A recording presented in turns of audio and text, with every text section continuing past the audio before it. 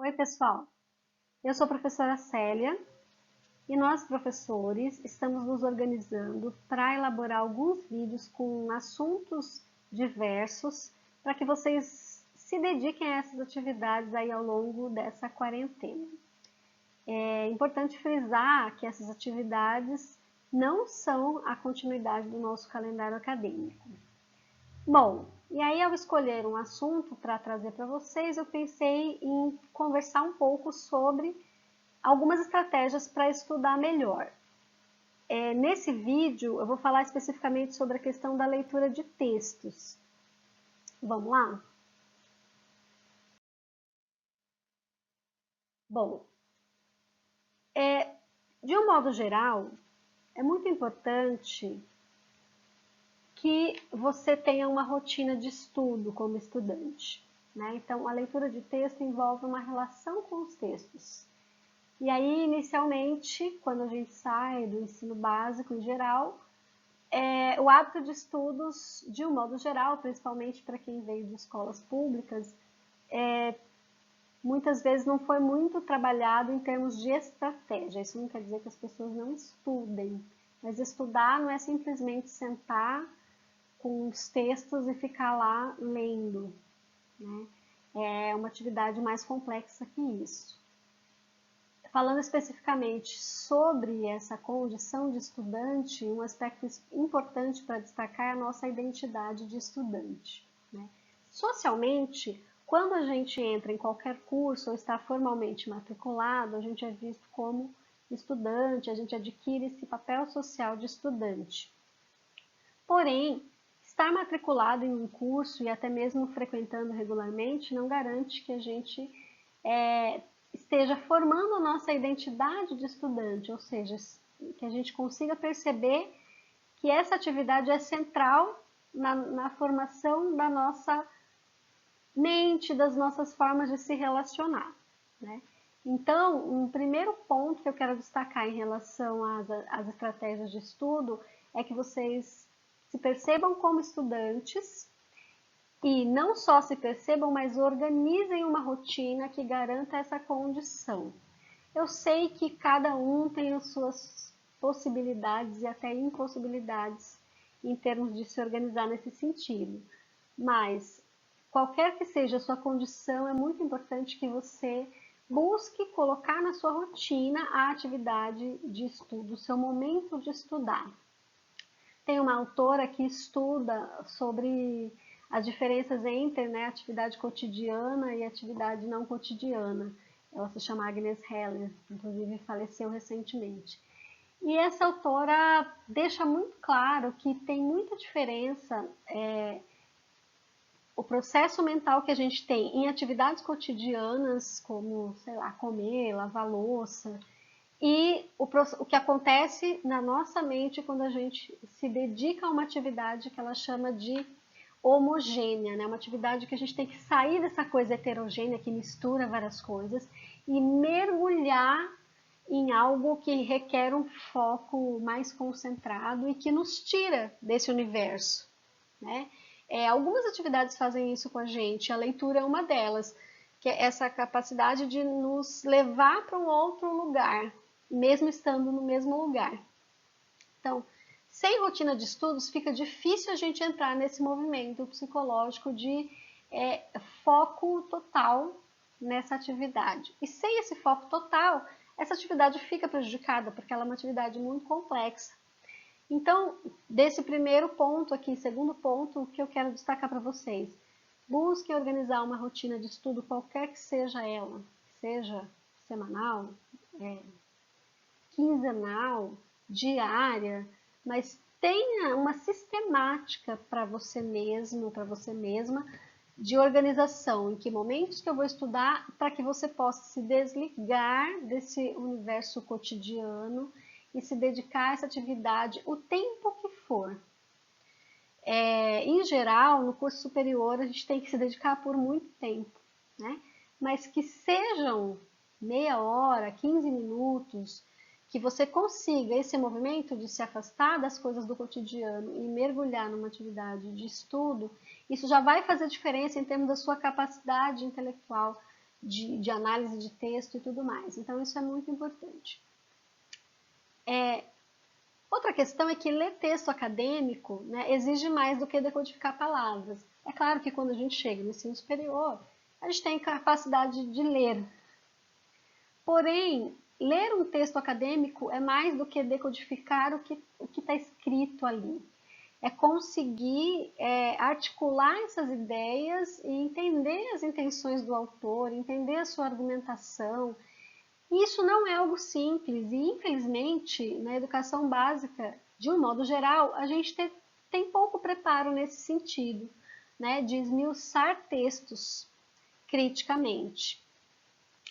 Então, se você é daqueles ou daquelas que vai ler o texto, pega um texto que o professor indicou, e aí pega um marca-texto e sai pintando tudo, isso é um indício de que você ainda está no caminho do desenvolvimento dessa capacidade de entender o que é central no texto, o que é periférico no texto e conseguir grifar aquilo que é palavra-chave, que é importante, de acordo com o objetivo da sua leitura, de acordo com o assunto que você está estudando, né?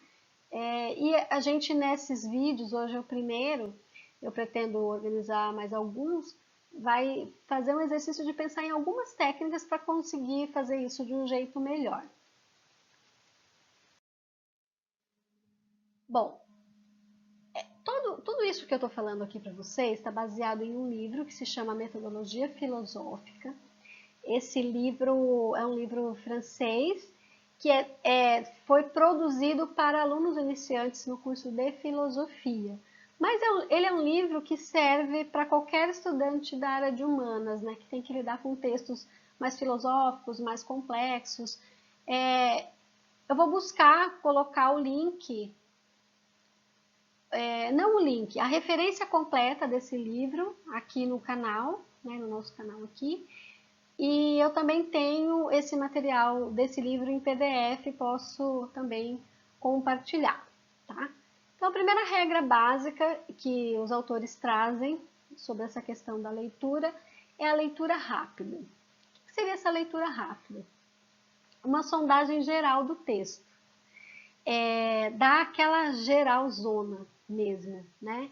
Identificar que texto é esse, quem escreveu, que tipo de texto é. Muitas vezes, no meio da demanda de um monte de texto que os professores vão indicando,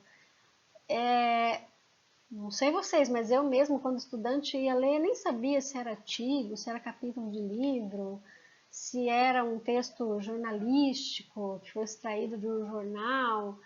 Eu simplesmente lia porque o professor mandou, principalmente no início da minha formação, né? Então é nesse sentido que os autores estão falando dessa leitura rápida, ou seja, conhecer o texto.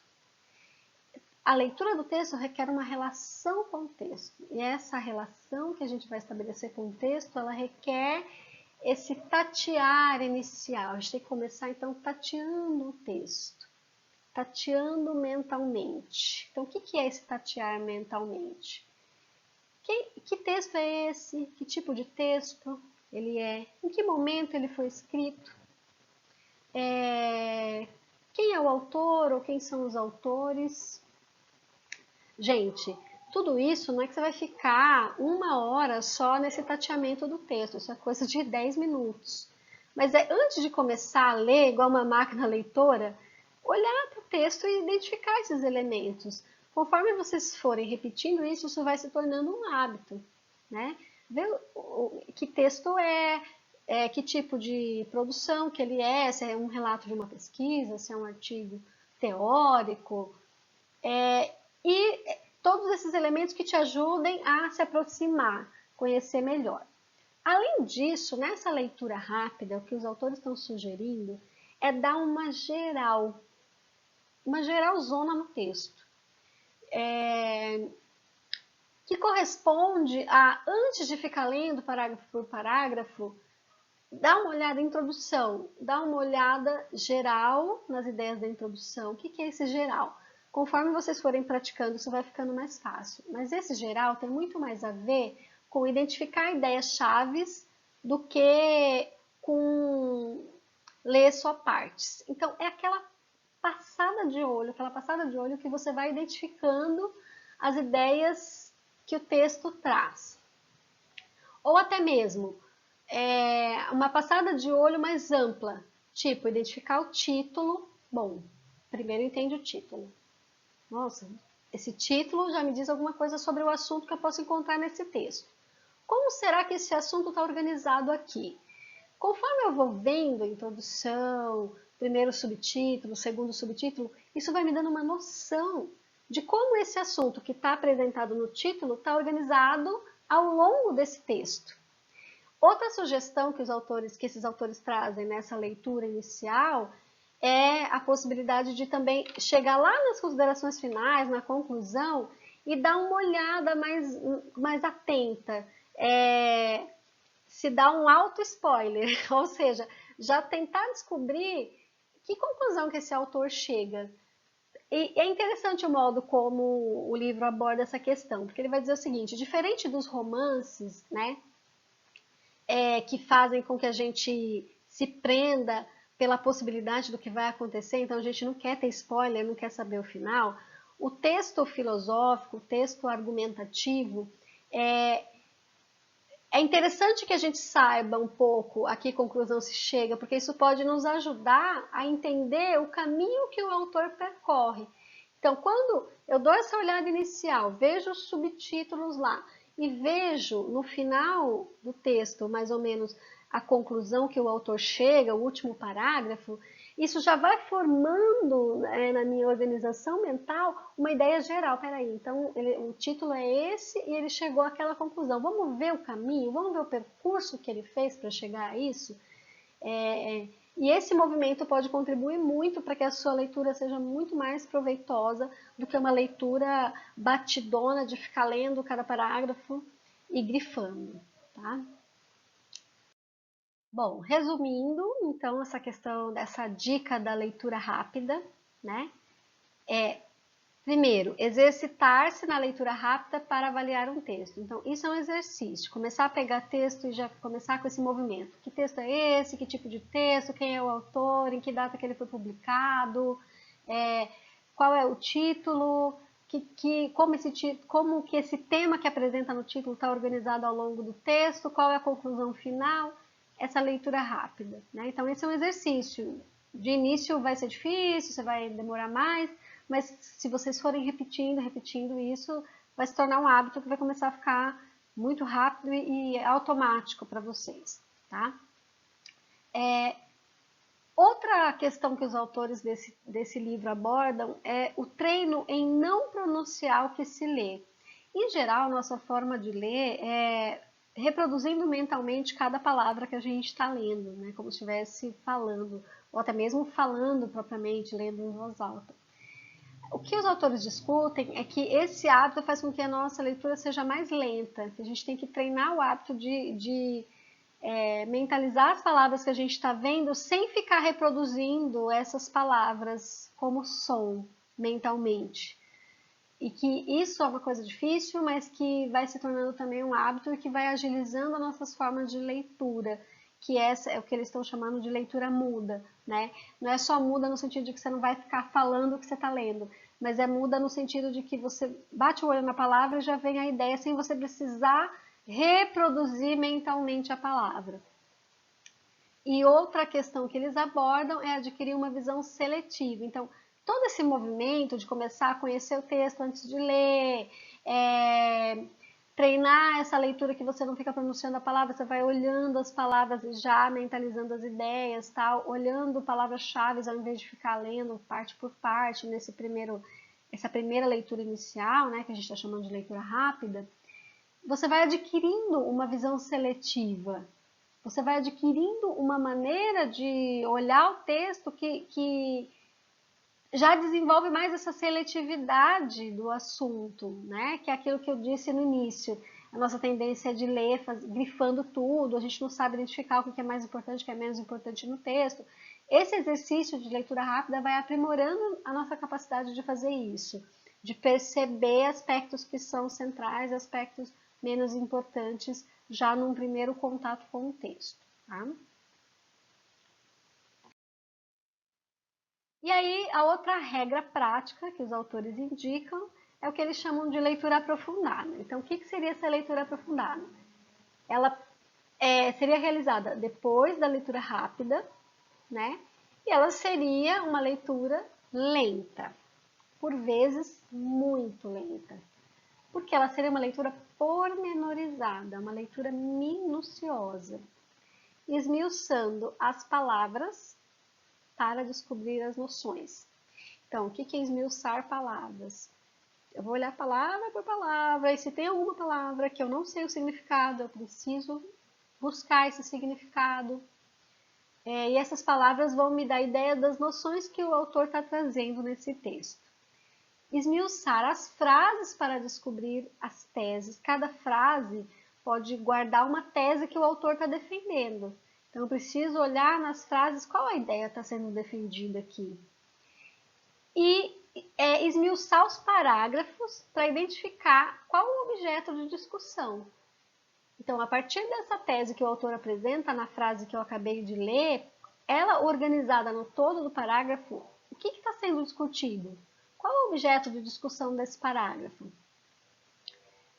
Olha, pode inicialmente parecer uma coisa assim muito complexa. É complexo, mas é viável de ser feito e é um ganho, porque quanto mais vocês fizerem isso, no início vai demorar mais, vai ser mais difícil essa leitura lenta, aprofundada, porque em geral a gente não tem o hábito, mas fazer isso vai se tornar cada vez mais fácil, cada vez menos complexo para vocês e vai aprimorar essa capacidade mental de fazer esse movimento, né? Então, assim, parece que pode parecer para alguns inicialmente uma perda de tempo, mas é um ganho de tempo, porque conforme você vai ficando habilidoso em fazer isso, isso começa a fluir de um jeito melhor e você vai desenvolver uma capacidade de ler e, consequentemente, de escrever que de outras maneiras você não desenvolveria, né? Então, nessa leitura aprofundada, a ideia é se dedicar a trechos específicos, buscando compreender e explicar esses trechos com a maior clareza que você conseguir. E às vezes isso vai fazer com que você demore muito tempo para ler um texto. Mas é essencial que isso seja feito em algum momento. É essencial que você se debruce sobre a tarefa de entender minuciosamente um texto. Eu sei que é praticamente impossível fazer isso com todos os textos que vocês têm que ler, mas escolha um para fazer, 2, o quanto você conseguir, para fazer essa leitura mais esmiuçada, porque não só pela compreensão desse texto que você escolheu, mas pelo que esse processo de estudar desse jeito vai provocar no seu psiquismo, na sua capacidade leitora e na sua capacidade de compreensão de textos, tá? Para concluir, os autores falam sobre um misto entre esses dois tipos de leitura, a leitura rápida e a leitura aprofundada. Então, eles ressaltam a importância de alternar esses dois tipos de leitura em um mesmo texto. Ou seja, eu sempre vou tomar como ponto de partida a leitura rápida, né? Então, aquele primeiro conhecimento sobre o texto, aquela primeira olhada para saber quem é o autor, quando ele foi escrito, que tipo de texto que é, se é artigo, se é capítulo de livro, se é algum outro tipo. Esse vai ser sempre o ponto de partida, né? Mas eles estão sugerindo, os autores, que você pratique também nesse mesmo texto o aprofundamento, uma leitura mais aprofundada de partes. Então, a partir do momento que você faz essa leitura geral e identifica partes centrais, que você selecione, então, algumas partes, ou um subtítulo, ou alguns parágrafos que você quer fazer essa leitura aprofundada, mais esmiuçada, de entender palavra por palavra, e que você faça isso nesse mesmo texto, né? Conforme vocês forem praticando isso, vai ficar mais fácil definir em cada texto o que é importante aprofundar, o que é mais periférico que eu posso ler de uma forma mais aligerada, Não precisa se preocupar com isso num primeiro momento de exercício sobre isso. Mas os autores destacam, então, a importância de misturar essas duas estratégias nos textos que vocês têm para ler, né? Então, a ideia é que vocês se organizem para parte dos textos fazer a leitura rápida, parte misturar as duas, parte deles fazer uma leitura mais aprofundada, enfim. Isso vai ser de acordo com a demanda de leitura e de tempo e de organização que vocês tiverem, né, para conseguir dar conta dessa tarefa. Mas é importante assiduidade, é importante fazer isso regularmente. Não adianta deixar para fazer isso só 2 semanas, 1 semana antes das provas bimestrais para tirar nota. Porque esse exercício não vai ter efeito fazendo dessa forma, tá? O efeito disso é gradual e é regular. A regularidade desse exercício que vai fazer com que você perceba a relativamente curto prazo, né, em pouco tempo, se você conseguir começar a fazer dessa forma ao longo de um semestre, você já vai notar diferença na sua capacidade de compreender e de ler textos. Mas tudo isso de uma maneira regular, tá? Regular e cotidiana. Cotidiana não quer dizer que tem que ser diária, mas que tem que ter uma regularidade que você estabelece de acordo com as suas condições de vida e com as suas possibilidades.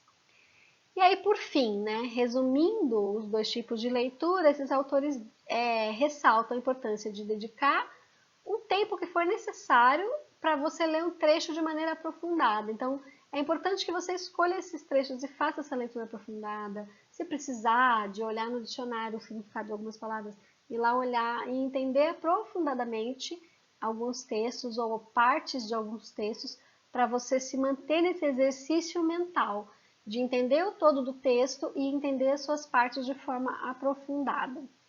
E fazer esse exercício de alternância ao longo da sua rotina de estudo, né?